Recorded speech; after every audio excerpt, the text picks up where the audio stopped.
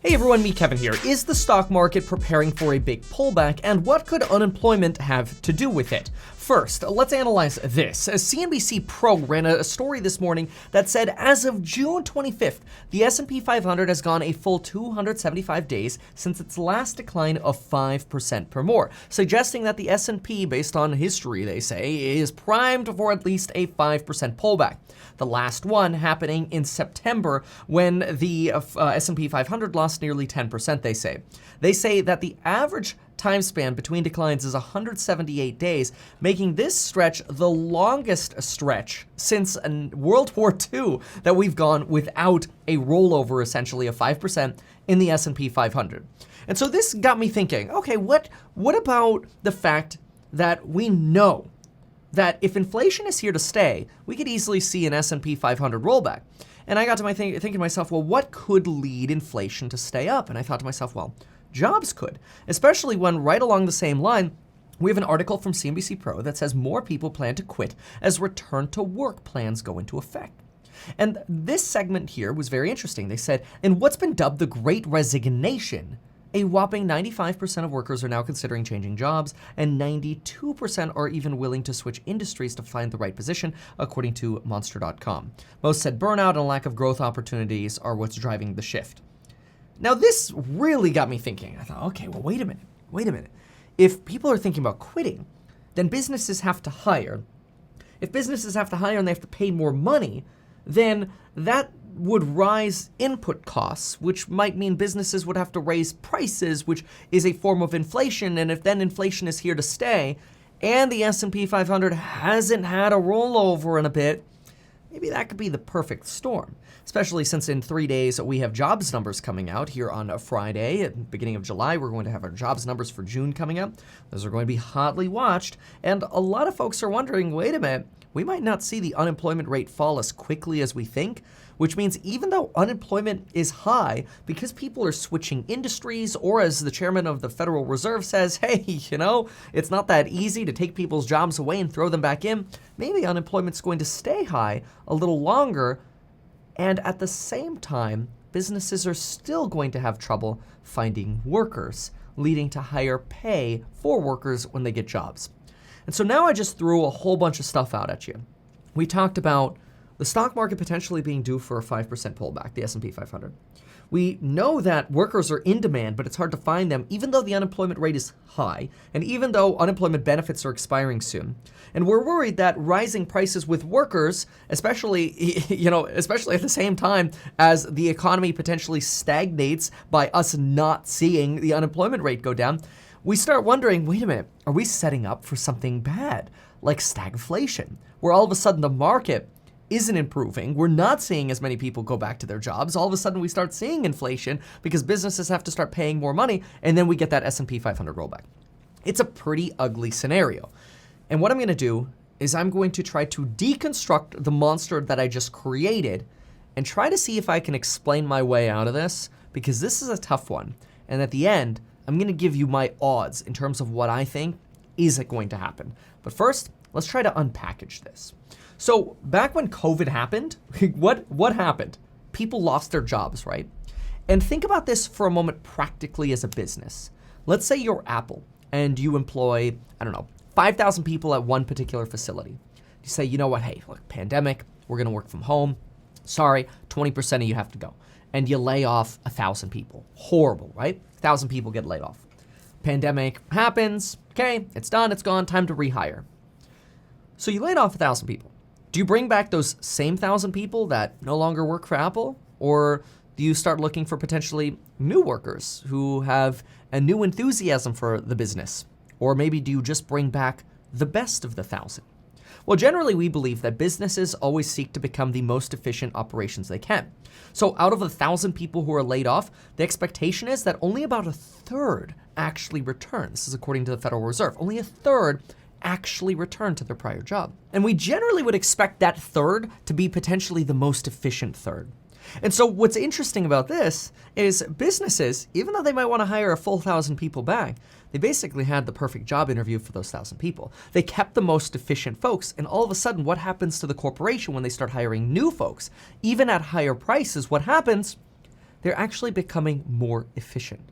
Because it's almost like, and I know this sounds insensitive to say, but it's almost like the corporations of our country, all of them, kind of went through a great weeding of either people who don't like their job or potentially, I'm sure it's not getting everybody right, but potentially weeding out people who don't like their job, who aren't as efficient as they could be or should be, or maybe belong somewhere else. And that's totally fine. Like, just, you could be a really hard worker. You might just hate your freaking job. You know what I mean? So an interesting counter could potentially be that through this massive COVID transition, yeah, we're going to have higher unemployment, but we could actually have a higher GDP, more efficient businesses, more profitable businesses, and yeah, higher unemployment because people are trying to change industries, but maybe businesses don't need 10 people anymore. Maybe they only need 5 people, and they're willing to pay those 5 people 30% more, rather than that way hiring back all the people that were laid off. You're actually hiring less. Yeah, you're paying more, but net, you actually have lower costs. And see, this is where the markets get really, really complicated. That it's not as easy to say, oh my gosh, McDonald's is having trouble hiring people. That's it, inflation. Wah. It's never that easy. There's so much more nuance that's required in this market. This is what I also teach in my Stocks and Psychology of Money group in all of my courses, which has a coupon code expiring tomorrow evening. It's 40% off, link down below. But folks, take a look at this written down theory here. Okay, so this is gonna help us, I think, follow this a little bit better. So the amount of workers go down at first, right? This means that input costs in aggregate, so in total, actually go down when you lay off workers. Now, input costs goes up, keyword right here, per worker. Input costs per worker goes up. Now, there are less people working at companies, which is actually evidenced in itself by a higher unemployment rate. I mean, think about it. If unemployment was 3.9% and now it's just a little over 6%, well, what does that signal? Well, it signals that less people are obviously working at the same businesses as before. Because if we hired all the people back and hired more people back, our unemployment rate would be lower. And so this evidences this idea of like, okay, we're growing back, we're hiring back, we're getting that efficient back. Or maybe we're reshuffling. People are going to different places, and this means they have to retool and retrain. A tech programmer who used to code in Java now wants to code in a different script, and they have to learn that to properly apply for a different job. Maybe they want to do Python. I don't know. Who's using Java anymore anyway? Probably nobody. But you know what I mean. I'm just making an example, and I ain't a computer programmer. It's just an example. But continue on with this. That means we could literally have an environment where we have a higher unemployment rate, but we actually have more efficiency. So we're not stagflating. We're actually becoming more efficient, which means company margin actually goes up, which actually means that GDP goes up, which means more pay, less people, slower GDP growth. The growth of GDP goes up slower. It doesn't have to be parabolic anymore. It can more slowly grow as less people work, but it's going up based on earnings and profits and people spending more, which people obviously have a lot more money. And now all of a sudden, you could actually be in a situation where ultimately, this is the crazy part, you end up with less inflation. You have less inflation because companies are becoming so much more efficient. And because of their hyper efficiency, leading to a higher unemployment rate, what might look like, hey, higher unemployment, oh my gosh, prices per job are going up, oh my gosh, inflation, higher unemployment, that sounds like stagflation, this sounds bad. What we've actually done is we've created a highly skilled and tooled, efficient workforce with people more appropriately matched with their jobs or to the jobs for their skill set. This is interesting to me. Now, I agree. The S&P 500 is probably due for a rotation, but there might even be an argument as to why we're not seeing the S&P 500 roll over. The last S&P 500 crash happened in September, and that's when tech substantially rolled off. And guess what else? Well, before we had vaccines, recovery stocks also rotated down. So call recovery stocks blue and tech stocks green over here. Well, what's happened since then? Well, since then we've had vaccines. All of them went to the moon. That is, tech went to the moon and recovery stocks went to the moon. Then all of a sudden, we had tech stocks fall March, and then May. And now tech stocks are coming up. Take a look at this. Recovery stocks go to the moon, but now recovery stocks are starting to trend down. And the point is, maybe the reason we're not seeing the S&P 500 roll over, maybe the reason we've gone so long with no 5% decline in the S&P 500 is because of these rotations that are happening right now, where as tech goes down, recovery goes up.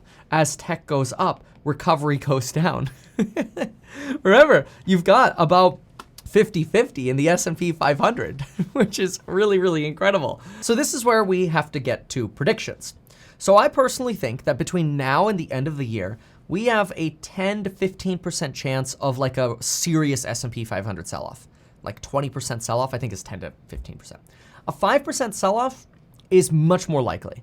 That could be 40 to 60% likely. It's not uncommon. So it's as likely to happen as it is not to happen, especially if we get these rotations rotating around, we stay flat for a little bit, but then we get some kind of other shock temporarily. 5%, very easy to roll that over in the S&P 500. Absolutely could happen. Not something that I think changes the investing thesis at all. I think the big takeaway, though, is when we think about inflation and jobs and high unemployment can actually be a signal that it's not time to raise rates yet. So you could actually end up in this crazy scenario where the Fed delays raising rates or delays tapering because unemployment isn't recovering as fast as we think, leading tech stocks to benefit as treasuries go down, leading to the belief that there'll be less inflation by the Fed not responding as soon. And in a weird way, we actually end up with the opposite of what seems to be in our face. Higher wages for workers, which would imply higher inflation at the same time as a high unemployment rate, which would imply stagflation. So those are my thoughts. Hopefully you appreciate this perspective. Let me know what you think in the comments down below. And folks, we'll see you in the next one.